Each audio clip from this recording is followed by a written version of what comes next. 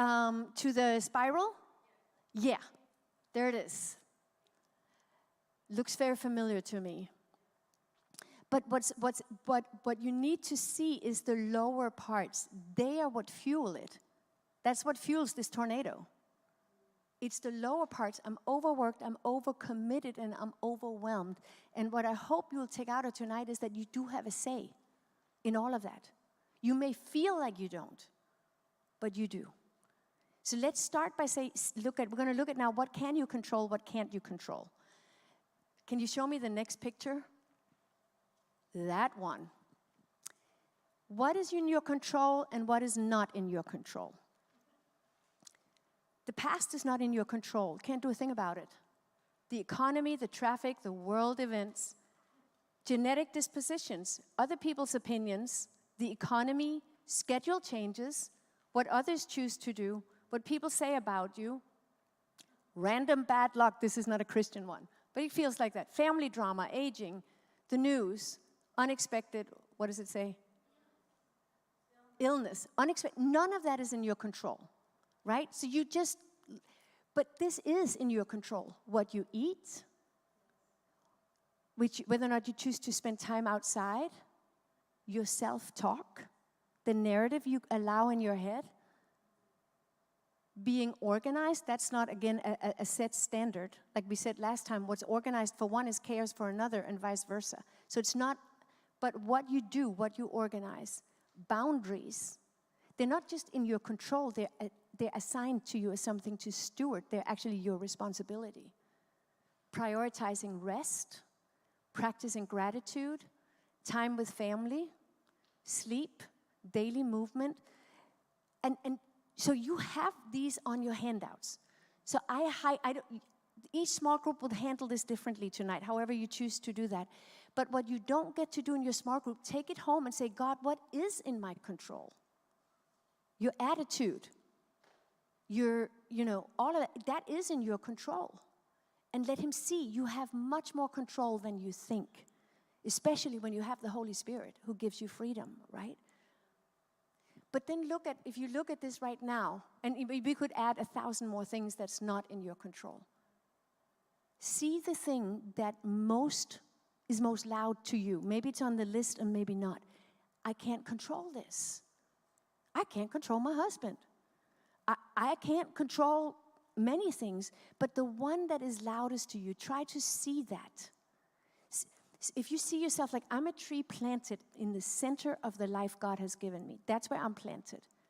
And where the Spirit of the Lord is, there's freedom. So if it is not in my control, I'll just let the river take it away. It's not worth wasting my energy on what I can't control. It doesn't change a thing other than it changes what I can control, which is my attitude, my mood, how I talk, all of that. So if you can choose to let what you can't control float you by, maybe in prayer, but at some point release it, then you have better resources left for what you can control and what's actually your responsibility. Does that make sense? Think about how much stress and energy we spend on what we can't control, and it changes nothing except that what we can control gets sour and stressed out. We can grow and thrive, no matter our circumstances. People thrive, like we talk so much, I've spent years talking so much about the persecuted church. You can grow and thrive in any environment because it doesn't depend on that. You can thrive anywhere if you define it biblically, and you can stop the stress spiral. Yes, you can. I know it's hard. I know it's hard. I was the one, Eric and I were talking, when our son, who is open about the fact that he was diagnosed with high ADHD and anxiety when he was 4 years old. And I went to the doctor and was like, give him meds or give me meds. One of us need it. Because we're like, this kid is crazy. And he really was. And as we were doing this, the doctor that was assessing him, a behavioral specialist, he's like, so who of you parents are always losing their passport, dropping their keys in the trash, putting their shoes in the freezer? Like who? And like, I thought you were going to bust you, Robert. That's all me. I lived there until one day. And when I was back in Denmark, they'd had very little consequences. It's a small country. It was a safe country at the time. I would lose my wallet and my boss, and it would come home to me. Like, over and over. So I was like, oh, it is so good. And one day Rob was like, it's not cute. You don't. And then he said, your son won't change unless you change. That was what the doctor said. That my son is David, who's here today. It was a hard blow. I don't know if I ever told you this, Mary, but I was like, he should have been born to Mary Tuttle because she's so organized. And I am like, oh. And God, and Robert said, you have to become what he needs. You're the only mom he has. You have to become what you are not. You're the mom. Yeah, I'm the mom God chose for David, and he is the kid God chose for me to grow me up. And then he gave me my daughter too, and then I really started to need a growth mindset. It's hard. It's humiliating, but it can be done. And so we won't all look the same in how we grow. But whatever he highlights for you, that's what he's asking you to grow in.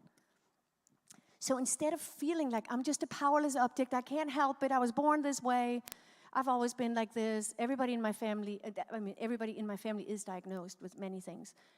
But it's like I can make that my excuse. I can say that won't help my son. He actually needs me to get my act together enough that he can begin to heal. His life was too chaotic. Another kid could have maybe thrived with this, but he could not. We want our stewardship, whatever it is that God is highlighting for you. And I'm assuming that there'll be something specific he's showing each one. Your relationship, your money, your time, whatever. Whatever it is he's highlighting for you. We want it to be fueled by freedom. Because where the Spirit of the Lord is, there's freedom. And in freedom, we are then free to respond to his promptings, right? Living responsively to a generous God. That's freedom. If you say, God, that I can be whatever David needs me to be, but so help me God, you better pour out your Spirit. And slowly and surely he did. And expectancy, like you said earlier, the expectancy that it will be good. Even if I go through failure, even if I go through seeing things in myself I would rather believe weren't there, but they actually are. With a growth mindset, you have to face it, but it is good. I expect that you will turn it for good, God. With that mindset again, you can change whatever he is asking you to change because he will give you the power to do it. It's not an external standard for what it looks like. It's your standard, what he's showing you. Obligation-based stewardship asks, what do I owe? For me, that would be like, well, what's enough to get the kid out of jail? Like, how much does it take? And at the time, people helpfully gave me all kinds of literature that people with his specific diagnosis, like 75% are in jail by 16. That's what I was told. And like 95% of the parents are divorced. And I'm like, I could say, okay, what will it take to avoid that? Or I could be like, God, there's got to be more here. What will it take to satisfy my boss, just the bare minimum? What will it take to say I obeyed my husband and he'll get off my back? That runs on duty, guilt, and fear. It is not thriving. It means it's the same as the stress spiral. It's the same as the scarcity mindset. How little can I get away with? Whereas where kingdom stewardship asks, what has God placed in my hands and what does he want to do through me towards it? What does he want to do? He's placed this kid in my hands. And he barely survived his birth, and neither did his sister, because they were over 10 pounds each. That is what I am now. And I'm like, I was the most flaky person ever. And God was like, well, that can change. That has to change. You're now a mother of 2.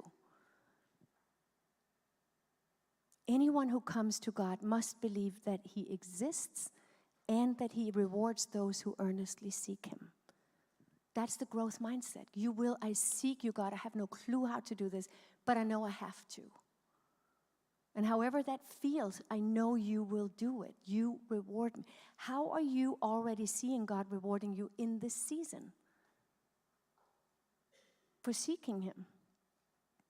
For me, the reward came, David began looking differently out of his eyes.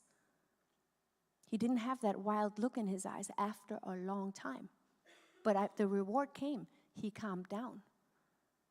He became not miserable within himself, but actually began to thrive That was my reward. Like, there's things he's already rewarding in you for what you have already obeyed.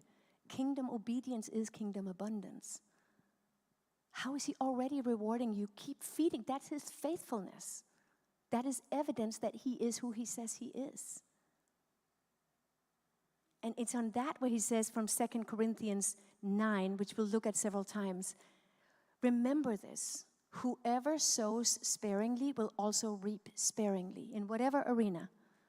And whoever sows generously will also reap generously. Each one should give what he has decided in his heart to give, not out of regret or compulsion, doing the duty, but not from generosity. For God loves a cheerful giver. And God is able to make all grace abound to you, so that in all things, at all times, having all that you need, you will abound in every good work.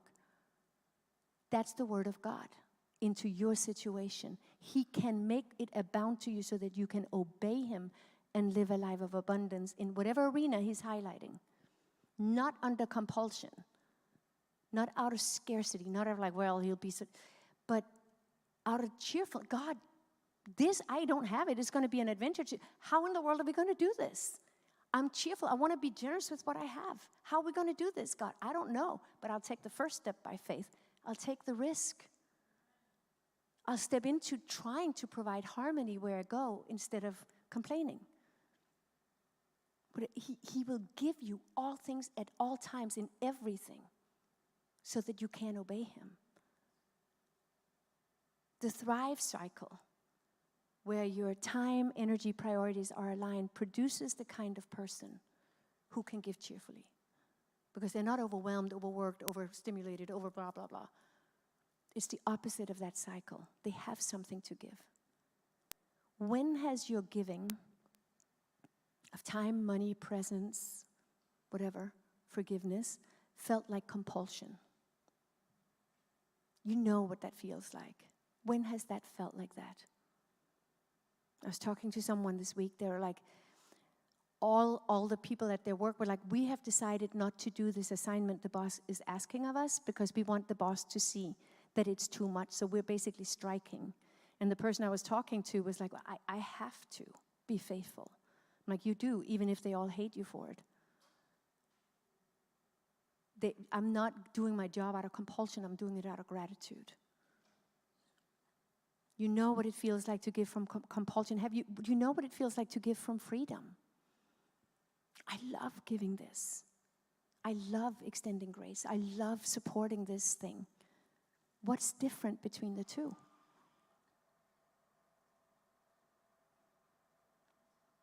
What kind of resources do you sense that God wants to process with you tonight? At this point, nail it down on your paper. This is what we're talking about. Because we're going to go take that through this matrix next, the Eisenhower matrix, which you have an empty version of this among your handouts. So you are being bombarded with things you can do. But let's just go through it together. The Eisenhower matrix separates the things we steward. The first one is both important and urgent. As I say, do it now. These tasks are both important and require immediate action. That's what happened at that doctor when David was 4. You got to get a grip now on your mindset so that tomorrow you begin to make a plan for this. It was urgent. Our son was so miserable. There are other things that are not urgent, but they are important. And often those are the ones we ignore because we respond to the urgent. It is important to be faithful to what God has given you, but often other things are louder. These tasks are important for long-term goals and have significant impact, but they don't require immediate attention. Some people say they are quiet. The urgent is loud, the important is often quiet. Some things are not important, but it is urgent. These tasks may appear urgent and demand attention, but they don't contribute significantly to long-term goal. I needed 5 minutes with you right now, right now, right now. And you're like, maybe that's not important, but it is urgent. And you can say, okay, with that, I'll delegate it. Someone else has 5 minutes. Right now, I can't. And then finally, there are tasks that have little to no value in relationship to your goals, and they don't require immediate attention. They're just piled on, and they're just time stealers. And you have to have the guts to look at them and say, delete. They are no longer, in this season, they're too much. They need to be pruned off.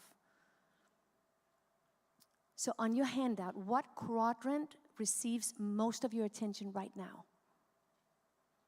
The things that are urgent but not important? The things that are important but not, where would you say, this is really, in the resource we're talking about, this is what gets my attention? And what important but non-urgent priorities deserve more intentional space? What deserves more space? People in your life who have adjusted to you always being too busy. Is that how it should be, even if they've gone quiet? What may it be for you? What could you delegate, simplify, or release this week? This week. Maybe you've said yes to something and you'll be like, you know what, I have to renege on that. I'm realizing it's too much. But then do it, don't ghost them. What one change would move you towards spending more time in important, not urgent, as a lifestyle? The more you do that, the less urgencies of your own you have. Your life becomes less and less urgent. Other people will always have emergencies, but that doesn't make them yours. And then the other thing that we're going to take now is kind of like what matters. Now we're going to look at when you are at your best. And the website that I mentioned, KarenNewhoff.com, is it's just, you can go and get these downloads from there, but I've given them to you already. And some of them I've made based on very common, like the Eisenhower matrix or the control circles. These are so common, I just made them empty so you could take them home and work on them. Here's what was revolutionizing to me and really changes how I function, and it has helped me greatly achieve. I had a lot of pressures on me in the last season, and I still have a lot to do. This helped it feel like a joy instead of like a chore. Not every hour of the day is created equal for you. Some hours are more, you're more on, you're more alert, you're more awake. And some hours you're just not. You're dreading, you're whatever. So we're going to divide the hours into green zone, yellow zones, and red zones. And what matters is that you identify what is true, not what you think should be. The green zone, your peak hours. He says it's generally max 5 hours a day. You have that where you're fully alert, you can do. And he says that is where your creativity is sharpest, your emotional bandwidth is fullest. So for my husband, that's between 3 and 5 a.m. I'm deeply asleep every night. That's he gets everything done then. And if he gets it done, he feels better the rest of the day. I generally get my best inspiration at 9 p.m., which drives him crazy. But it's like, whoa, I just saw something we do. And a lot happens. And so the goal, there's no right or wrong with where these hours are. What matters is identifying them as accurately as possible. When is your green zone? When are you your best? We'll look later at what then fills the green zone, but start by identifying where it is. You may need more time or you may know it immediately. It's definitely not at 8 a.m. Like, it's got to get past 11 before we can, whatever. The yellow zone, the moderate energy, is where you are functional and engaged, but not your sharpest. Like, it's not your peak, but you're okay. That's good for meetings, collaboration, emails, administrative tasks, right? Like, that's when you send the emails that you got to be somewhat present, but it's not rocket science. You can get it done. When is your yellow zone?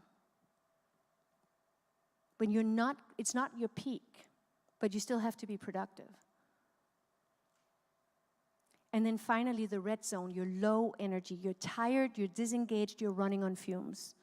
For some people, that's the early morning hours. Like, it's just better for your own sake. Don't get to me in those hours. When are that for you? For other people, they hit it late afternoon, or they need it whatever it is. This is not a good time to do impulse shopping or prepare your finances or have difficult conversations. This is when you can, like, I can do the dishes in the red zone. It really doesn't, I can do it semi-asleep. I can do the dishes in the red. There's things I can do that are still important, okay, like they got to get done, but they're not, I don't have to be fully present. So identify your red zone too. And again, you have actually clocks to take home to fill out. The problem with most people is that they give their green zone to the urgent, to what asks for it first. And so that means email notifications, other people's urgencies, whatever come first. I used to think, before this really clicked with me, if I can clear out all my emails, then I can get to what matters. Bad idea. Now the emails have to wait. If I'm in my green zone, it all has to wait. I'm going to use that to do green things. That's for my creativity. That's when I do what matters most. And then I push the non-urgent, not important, into the yellow zone. And most things are not as urgent as they appear. They can go to the yellow, even the red. What we're talking about is harnessing the design God has already given you so that you internally are in harmony, that the tasks you do and the things you steward match who you are. And that's different for all of us.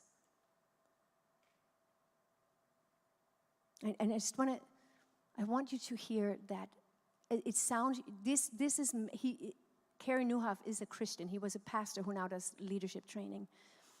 You can do this whether or not you're a Christian, but you can do it so much better as a Christian. John 15, you're already clean because of the word that I've spoken to you. Remain in me as I also remain in you. No branch can bear fruit by itself. It must remain in the vine. Neither can you bear fruit unless you remain in me. I am the vine, you are the branches. Like my flow comes into you. If you remain in me and I in you, you will bear much fruit. But apart from me, you can do nothing. So it's not self-generated, but it is something he has entrusted us to steward.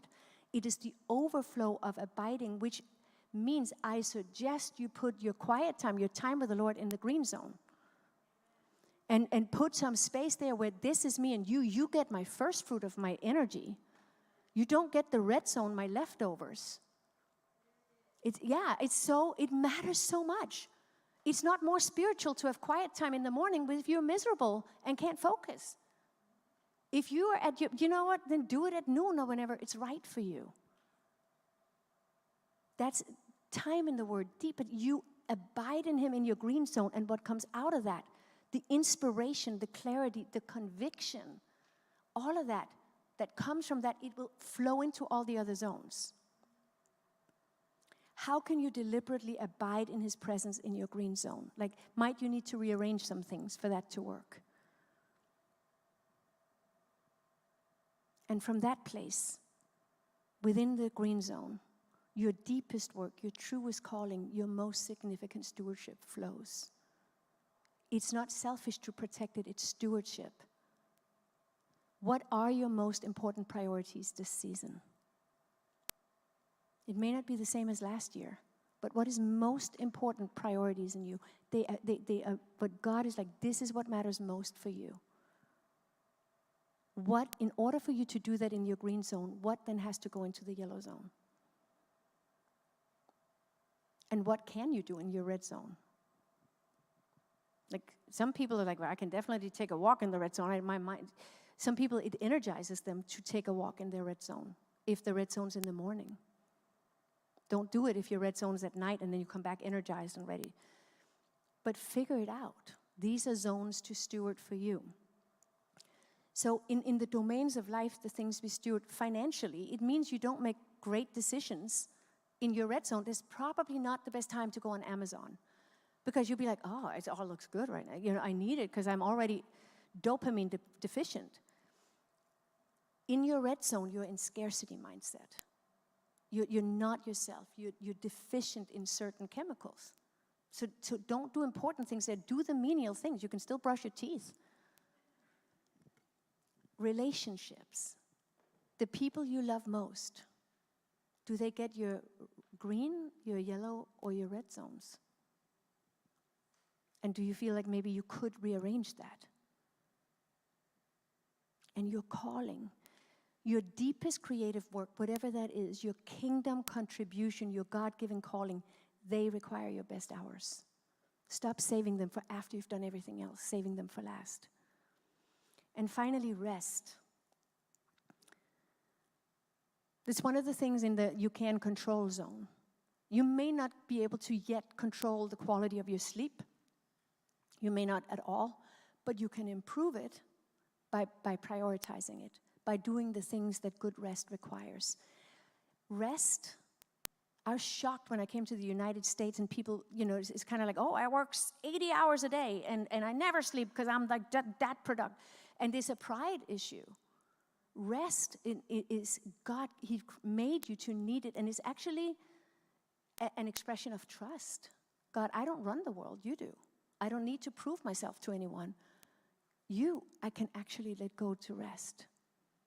Psalm 127. Unless the Lord builds a house, the work of the builders is wasted. Unless the Lord protects a city, guarding it with sentries will do no good. It is useless for you to work so hard, from early morning until late at night, anxiously working for food to eat, for God gives rest to His loved ones. So just during this song, just sort of let all that you've taken in so far move through you and see what He calls you into.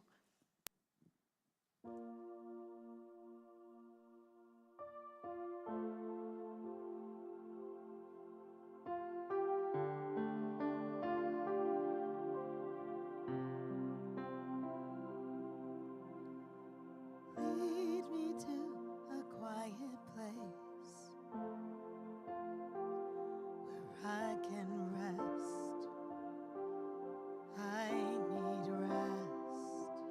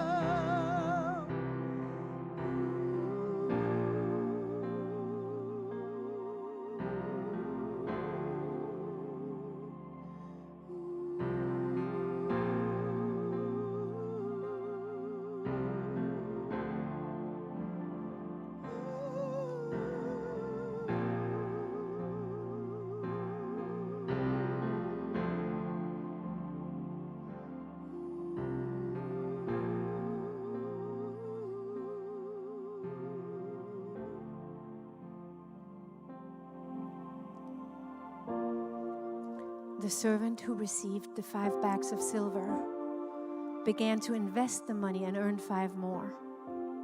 The servant with 2 bags of silver also went to work and earned 2 more. But the servant who received the 1 bag of silver dug a hole in the ground and hid the master's money. Do you remember why? He was afraid. I think that fear is what so often he thought his master was harsh, right? When it comes to governing your time or your resources, it's easy to think so. So even if you have the kind of job where it's like I clock in at this time, I clock out at that time, I don't have freedom over my time. For most of us, even if you work like a 40-hour work week, for example, it's often that within that week, actually, can you show me this, the next one? Even within a 40-hour work week where you clock in and clock out, there you go. Maybe out of those, there are 20 hours you can't control. But even within the flow of an 8-hour day, there probably will be some freedom, some things you can control, some things you can flow around. But all these other hours in your week are actually yours to dispose of, even in that setting. And many of us have more freedom than that, in the sense that you can choose when you do what. Not everything, not if you work in a school, like certain things are set, but even so, you can control. Even if it was 40 hours that was taken out, look at all that's left. Is your master a harsh master when he asks you to govern these resources, or is he a kind master who wants to multiply what he entrusts to you? What is it you think that you don't have enough of? Is it time? Is it money? Is it opportunities? What is it you don't have enough of? What does your master say to that? What does he say to that?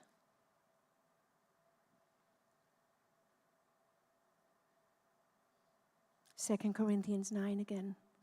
For God is the one who provides seed for the farmer and then bread to eat. In the same way, he will provide and increase your resources and then produce a great harvest of generosity in you. Yes, you will be enriched in every way so that you can always be generous. And when we take your gifts to those who need them, they will thank God. In other words, others are blessed by your generosity. You are enriched so that you can be generous. The ecosystem flourishes when you stop the spiral of overwhelm, overstimulated. The whole ecosystem around you will begin to flourish.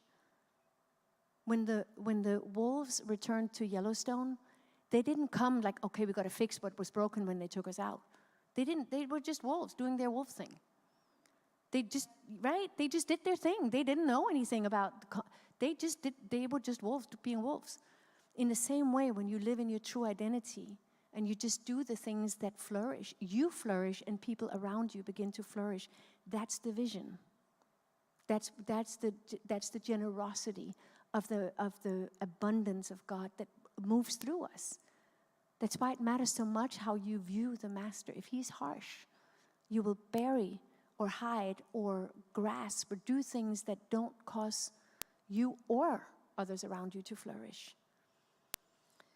So, before I send you to small groups, just lest you know, if you want to gauge flourishing of the ecosystem around you, this is kind of what God says.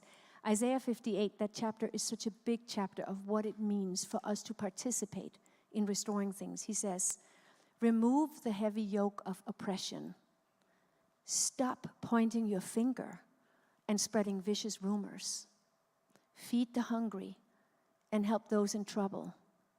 Then your light will shine out from the darkness, and darkness around you will be as bright as moon. You're changing your ecosystem. The Lord will guide you continually, giving you water when you're dry and restoring your strength as you give yourself into your calling. You will be like a well-watered garden, like an ever-flowing spring. Some of you will rebuild the desert ruins of your cities, and then you will become known as rebuilder of walls and restorer of homes. That's our calling. That's what we're made to. So I'm going to ask you say to God, not to me, if you want to do this. But I suggest 3 commitments of the week to start it before you go to small groups. Number 1, primarily identify and protect one green zone this week. Maybe not every day yet, but identify where they are and protect one, wherever that is.